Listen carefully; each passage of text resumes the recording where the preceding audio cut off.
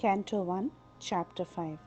Narada's instructions on Srimad Bhagavatam for Vyasadeva. In the previous chapter, we saw that Vyasadeva was somewhat dissatisfied and he was contemplating on the possible reason for his dissatisfaction. At that time, Narada came to his cottage. Vyasadeva got up very respectfully and he worshipped Narada, treating him equally to Lord Brahma. So when Narada Muni was comfortably seated, he addressed Vyasadeva smilingly, knowing the cause of Vyasadev's despondency.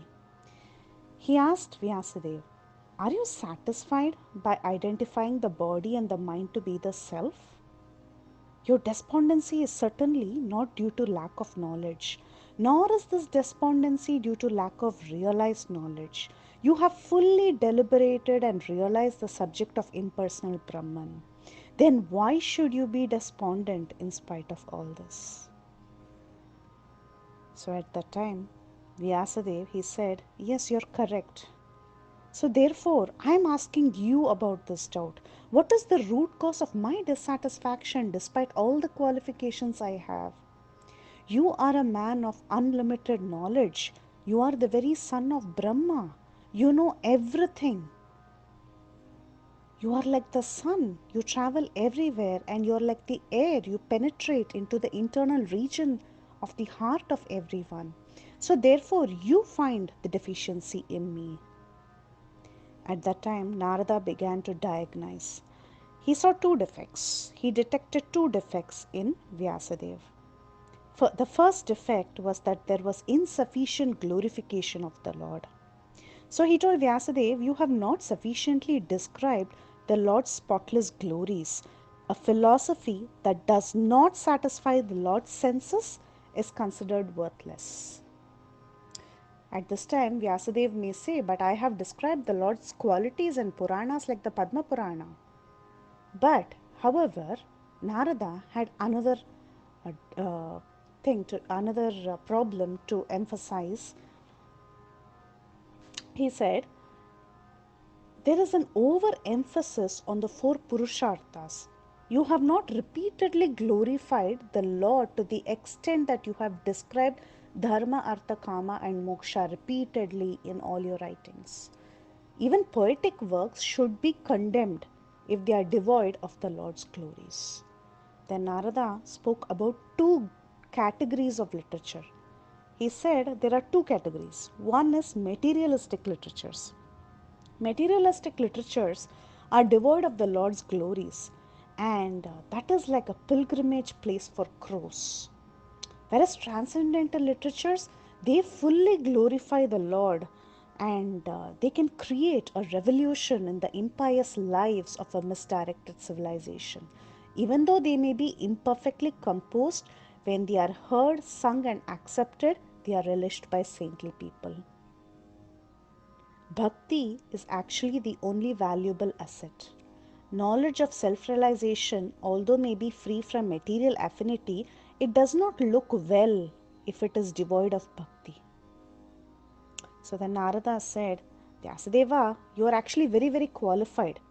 You are very fortunate. You have perfect vision. You have spotless fame. You're, you're full of truthfulness. You have firm vows. So therefore, you can think of the Lord's pastimes in your trance and you can think for the liberation of everyone. You can benefit everyone. Descriptions that are disconnected from the Lord are insubstantial. Whatever is described with a vision separate from the Lord simply reacts with different forms and names to agitate the mind like a boat attacked by the wind." So Vyasadeva has described various paths such as demigod worship, karma, jnana yoga, and bhakti. This confuses the people in general. He has given many methods. Narada pointed out this defect and emphasized the importance of describing everything in relation to the Lord alone. So bhakti must be emphasized. It must be emphasized and everything must be described in relation to the Supreme Lord only. Now, at this point, Vyasadeva may say that I have presented material happiness just in order to promote scriptures among the materialistic people who do not want bhakti. So, at that time, Narada Muni said, but by your instructions, you have just encouraged the naturally enjoying tendency of the people. So, because you're encouraging them, they will accept such activities in the name of religion and they will hardly care for prohibitions. So, this is jugupsitam. This is highly condemned. And then Narada said that only an expert who is retired from materialistic activities actually deserves to understand spiritual knowledge. So, therefore, you should give the spiritual knowledge. You should explain it to common people through your descriptions of the Lord's activities. All this is possible only if you describe the Lord's activities. Only by repeated hearing of the Lord's activities slowly, people will be retired from materialistic activities. Otherwise, they will just get addicted to it. And then Narada Muni, he told, the progress in bhakti is always credited forever. There is no loss even if there is a fall down. If a person gives up his occupational duties and engages in bhakti, even if he happens to fall down at any point in an immature state, there is no danger of his being unsuccessful. On the other hand, a devotee, though perfect in executing his dharma, actually doesn't gain anything when there is no bhakti. I mean, a non-devotee. A non-devotee, on the other hand, though perfect in executing his dharma, he doesn't gain anything. So it is better to endeavor for the rarest. Intelligent people should endeavor only for that which is not obtainable even by wandering from Brahmaloka down to Patala Loka.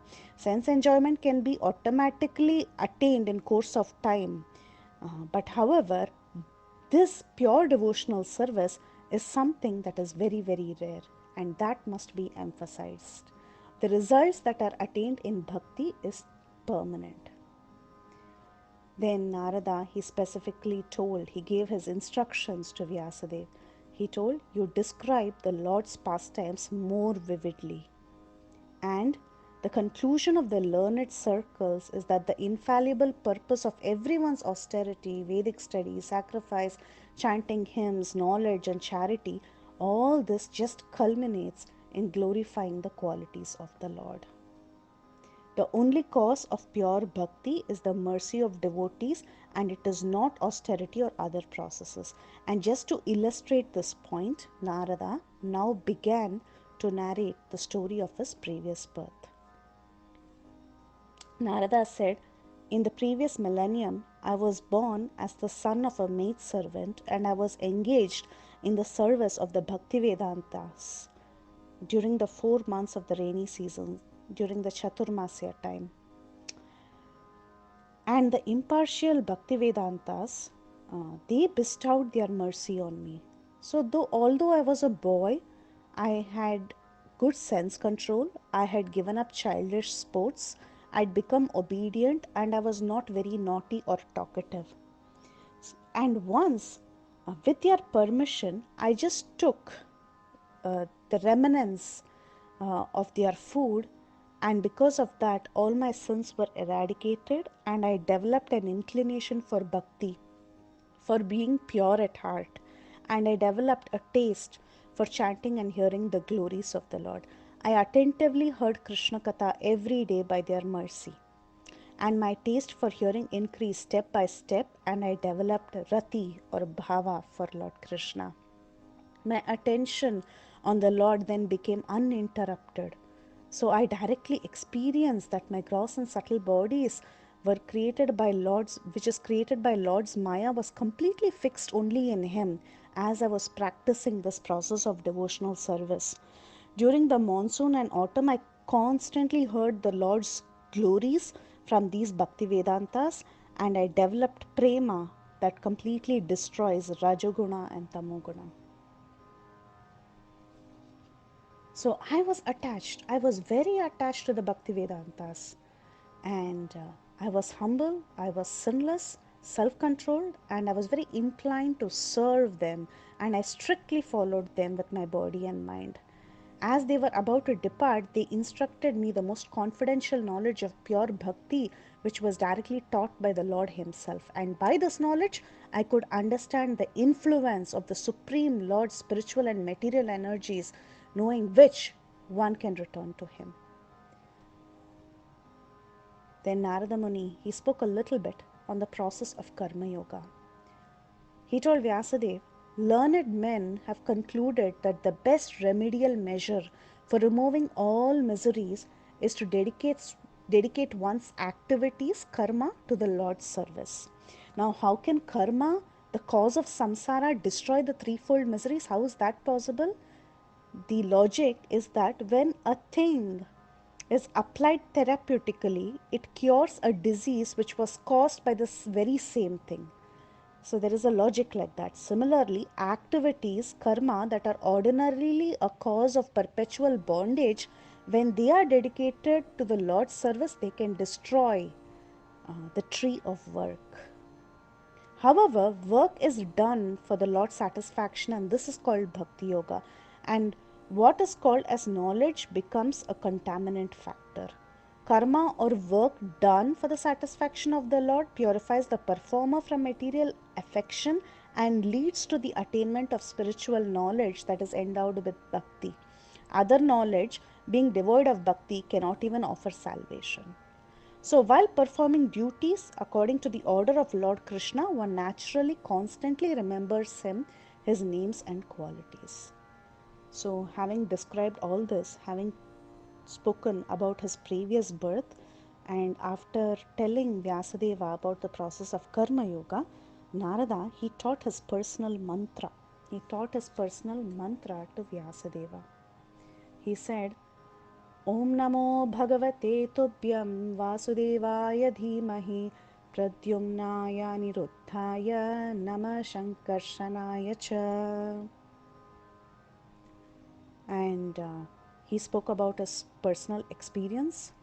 So he said, knowing that I executed these instructions that I heard from the Bhakti Vedantas, Lord Krishna finally bestowed upon me transcendental knowledge, spiritual opulences, and his intimate loving service. So he told Vyasadeva in conclusion, so please describe the Lord's glories as they are. They are the ones, glorifying the Lord is what will satisfy the hankerings of learned men, and it will mitigate the miseries of the common people. In fact, there is no other way to get out of such miseries. So just focus on glorifying the Lord's glories. So with this chapter ends. Hare Krishna.